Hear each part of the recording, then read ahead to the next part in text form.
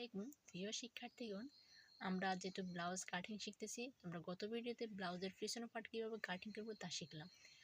আমাদের পিছনের পার্টটা যখন কাটিং করা শেষ, এবার আমরা পিছনের পার্টটাকে সম্পূর্ণ তুলে নিব। তুলে নেওয়ার পরে আমরা সামনের পাড়ে আরেকটা কাপড়ের উপর সুন্দরভাবে বসায় এটাকে ফিনিশিং করে নিয়ে এরপর আমরা সামনের পার্টটা কাটবো। সামনের পার্ট কীভাবে কাটবো দেখি। এই যে আমরা পিছন পাটটা আমি পিছন পাটটা দেখ এই পর্যন্ত রাখলাম। এই যে বাড়তি যে 1 ইঞ্চি দেখতে পাচ্ছ, বা এখানে আমি 2 ইঞ্চি নিলাম, 1 ইঞ্চি না সরি 2 ইঞ্চি। এই যে আমরা সামনের দিকে এইখানে রাখবো 2 ইঞ্চি বাড়তি।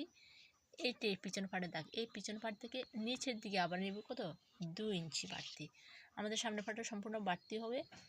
এই যে এটা দেখতে পাচ্ছি, এটা হচ্ছে বুতাম প্লেট। আমরা প্লেটের গড়টা কিন্তু আলাদা লাগাবো, ঠিক আছে।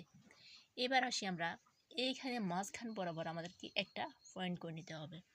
এই মাঝখান বরাবর পয়েন্ট করার পরে আমরা এইখানে এই মাঝখান থেকে এইখান থেকে আমরা 3 ইঞ্চি পরিমাণ, আচ্ছা আমি এখান থেকে দেখাই।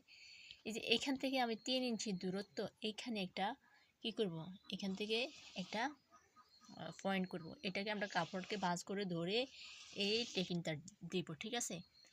সেমভাবে এখান থেকে হবে 2.5 ইঞ্চি, 2.5 ইঞ্চি আমরা এই টেকিংটা দিব। সেমভাবে ঠিক এখানে হবে কত, এখানে হবে 2.5 ইঞ্চি। এই 2.5 ইঞ্চি এখানে ধরে আমরা এই কাপড়টাকে এইভাবে ধরে আমরা টেকিংটা দেব। এবার এখান থেকে এখান পর্যন্ত হবে আবার 2.5 ইঞ্চি।